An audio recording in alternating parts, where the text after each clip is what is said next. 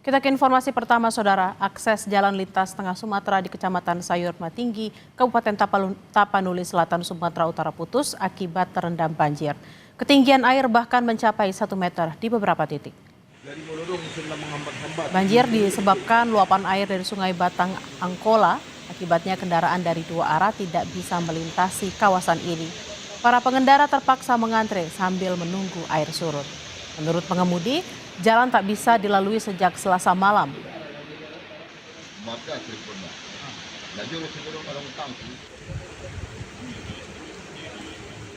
Lama antri di sini, Bang? Udah 24 jam. 24 jam? Ya. Ya, Abang dari mana mau kemana ini, Bang? Aku dari Sumbar mau ke Tanjung Balai. Mau ke Tanjung Balai. Nah, terus apa yang bisa kita lakukan, Bang? Hanya menunggu aja ya? Menunggu lah. Iya. Nggak ada alternatif lain. Ya. Tapi udah ada nggak tanda-tanda surutnya, Bang? Sampai sekarang? Belum, masih naik. Berdasarkan informasi dari Pusat Data Informasi dan Komunikasi Kebencanaan BNPB, Saudara, banjir dan longsor di Kabupaten Tapanuli Selatan menyebabkan 8 warga meninggal dunia. Selain itu, 58 orang mengalami luka-luka dan 2.851 warga mengungsi dari 11 kecamatan yang terdampak di Tapanuli Selatan. BPBD Tapanuli Selatan saat ini mengerahkan alat berat untuk membersihkan material longsor.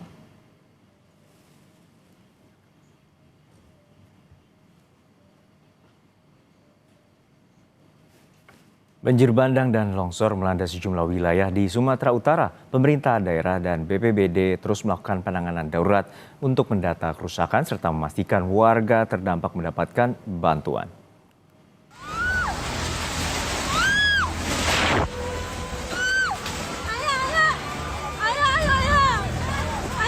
Detik-detik banjir bandang dan tanah longsor terekam video amatir warga di Desa Mardami, Kecamatan Sitahuis, Tapanuli Tengah, Sumatera Utara, Selasa pagi. 4 orang yang merupakan satu keluarga meninggal dunia setelah rumah yang ditempati tertimbun longsor. Tingginya curah hujan sejak 2 hari terakhir juga mengakibatkan banjir bandang di Kelurahan Hutana Bolon, Tuka, Tapanuli Tengah. Banjir bandang membawa material kayu hingga hampir menutup rumah warga. Bupati Tapanuli Tengah Masinton Pasaribu menyatakan pihaknya bersama BPBD tengah menyiapkan titik-titik evakuasi warga terdampak banjir dan longsor. Kami pemerintah sedang mengupayakan itu untuk titik-titik evakuasi. Nah, itu ada GOR, aula kami yang kami siapkan untuk menampung evakuasi warga, terutama yang banjir sangat meluas, itu ribuan warga yang terdampak. Kemudian kami berkoordinasi dengan tempat ibadah, sekolah, dan fasilitas pemerintahan lainnya yang bisa kami gunakan untuk melakukan evakuasi. Nah, di situ kami siapkan dapur umum dari Dinas Sosial dan juga pelayanan kesehatan. Tadi Kementerian Sosial juga sedang mengirimkan bantuannya dari Medan untuk digerakkan ke Sumatera, ke wilayah Tapanuli Tengah, dan juga tadi sudah berkoordinasi dengan Pak Gubernur Sumatera Utara. Beliau dalam 2 hari ini juga akan turun ke lokasi. Sementara di Kabupaten Tapanuli Selatan, banjir bandang menerjang 3 desa di Kecamatan Batang Toru. Menurut informasi dari Polsek Batang Toru, banjir bandang terjadi di Desa Garoga, Desa Huta Godang, Desa Aek Nador. Atas musibah ini, 4 orang dilaporkan hilang dan 21 orang mengalami luka-luka. Warga juga bilang akibat banjir bandang, harta benda hilang tersapu banjir. Kami sekarang ini berada di Desa Aek Nador, Huta Godang, Kecamatan Batang Toru. Saat ini sudah terjadi banjir bandang. Banjir bandang, Komandan. Jadi saat ini belum bisa kami perkirakan apakah ada korban atau tidak. Kami telah menghimbau tadi mengevakuasi dan beberapa masyarakat sudah mengungsikan. Banjir bandang juga menerjang 2 desa di Mandailing, Natal, Sumatera Utara. Tidak ada korban jiwa, namun warga yang terdampak terpaksa mengungsi ke rumah kerabat dan keluarga. Selain merusak rumah warga, banjir bandang juga memutus akses jalan lintas provinsi yang menghubungkan 4 kecamatan. Menurut data Badan Penanggulangan Bencana Daerah, terdapat 7 kecamatan di wilayah Mandailing, Natal yang terdampak banjir dan tanah longsor. Kecamatan yang terparah di Kecamatan Muara Batang Garis ya, ada di 4 desa yang kita sebut Desa Sulangading, ada Desa Utarin Baru, Desa Kapundung, Lapuk Kapundung 1, dan Ranto Panjang. Yang terparah di Utarin Baru, Kecamatan Muara Batangadis. Kemudian ada juga di Kecamatan Batahan 3, itu pun terdapat banjir sampai masyarakatnya pun sudah mulai mengungsi. Kemudian ada lagi tanah longsor ada di Kecamatan Batang Natal dan Kecamatan Panyabuan Selatan. Hingga kini, pemerintah daerah dan BPBD terus melakukan penanganan darurat, mendata kerusakan, serta memastikan warga terdampak mendapat bantuan. Tim Liputan Kompas TV, Sumatera Utara. Untuk mengetahui penanganan pasca banjir bandang dan longsor yang menerjang sejumlah wilayah di Sumatera Utara, kita akan tanyakan kepada jurnalis Kompas TV Emir Syahpurba dan juru kamera Bahri. Selamat siang Emir, total ada berapa kabupaten kota yang diterjang banjir dan longsor? Update-nya sudah ada berapa korban jiwa? Ya, selamat siang Bella dan juga saudara. Akibat cuaca ekstrim yang terjadi beberapa hari terakhir ini, setidaknya di Sumatera Utara ada beberapa kabupaten yang saat ini diterjang bencana alam.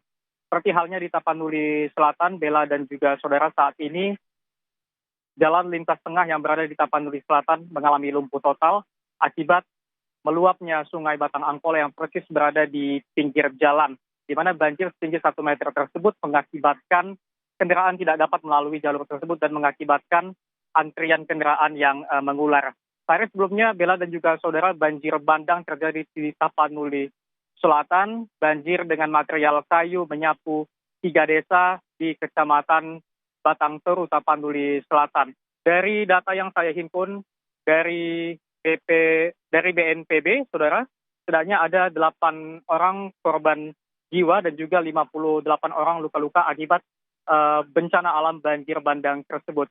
Selain di Tapanuli Selatan, Bella dan juga saudara, sehari sebelumnya atau pada Selasa kemarin juga terjadi bencana alam berupa longsor di Kabupaten Tapanuli Tengah yang mengakibatkan 4 orang yang merupakan satu keluarga meninggal dunia akibat rumah yang mereka tempati diterjang material longsor. Sedangkan itu, Bella dan juga saudara, di Tapanuli Utara, puluhan rumah warga terdampak akibat adanya banjir dan juga 2 jembatan terputus sehingga akses jalan ataupun akses warga juga terganggu akibat adanya banjir bandang ini. Sementara itu untuk saat ini pemerintah daerah ataupun pemerintah setempat masih fokus untuk melakukan evakuasi, dan seperti yang di Tapanuli Tengah, Bella dan juga saudara, sudah disiagakan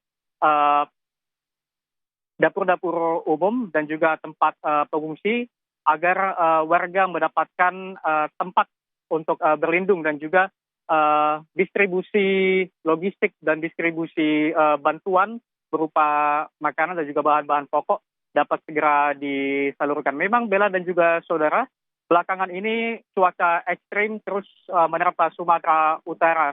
Seperti halnya hujan dengan intensitas tinggi. Dan memang Bella dan juga saudara, jika kita melihat pemberitahuan dari BBMKG wilayah 1 sudah menghimbau bahwasannya akan terjadi cuaca ekstrim, sehingga warga dihimbau untuk tetap waspada akan terjadinya tanah longsor, banjir bandang, dan juga angin kencang yang dapat berpotensi menumbangkan pohon-pohon besar yang ada, Bella. Emir, lalu evakuasi warga seperti apa prosesnya? Karena kalau tadi menurut Anda kan cuaca di sana juga masih belum menentu seperti itu. Ya Bella dan juga saudara, benar sekali cuaca ekstrim masih menerpa seperti kemarin. Bella dan juga saudara, intensitas hujan yang tinggi sempat menghalangi proses pembersihan jalan yang terkena material-material longsor, sehingga pada saat ini evakuasi dan seperti pembersihan jalan yang terkena material longsor masih terus dilakukan. Sama halnya juga seperti evakuasi warga baik yang terdampak banjir ataupun rumahnya terkena longsor, saat ini masih dilakukan evakuasi oleh tim gabungan dan pemerintah setempat, Bella. Emir, lalu apakah ada pengungsian yang disiapkan dan apa saja bantuan yang dibutuhkan warga saat ini? Ya tentunya Bella, jika kita melihat bencana alam seperti banjir bandang dan longsor ini, seperti yang saya sebutkan tadi, untuk pemerintah Tapanuli Tengah sudah menyediakan posko-posko pengungsian dan juga dapur umum dan sudah memastikan distribusi logistik untuk para pengungsi. Tentunya yang dibutuhkan oleh para pengungsi itu adalah logistik seperti bahan pangan dan juga selimut dan juga tentunya obat-obatan, mengingat cuaca ekstrem ini memungkinkan warga lebih berpotensi untuk terkena sakit, Bella. Baik, warga saat ini membutuhkan bahan pangan, selimut dan juga obat-obatan. Terima kasih atas laporan Anda, jurnalis Kompas TV Emir Syahpurba dan juga Bahri langsung dari Medan, Sumatera Utara. Selamat bertugas kembali.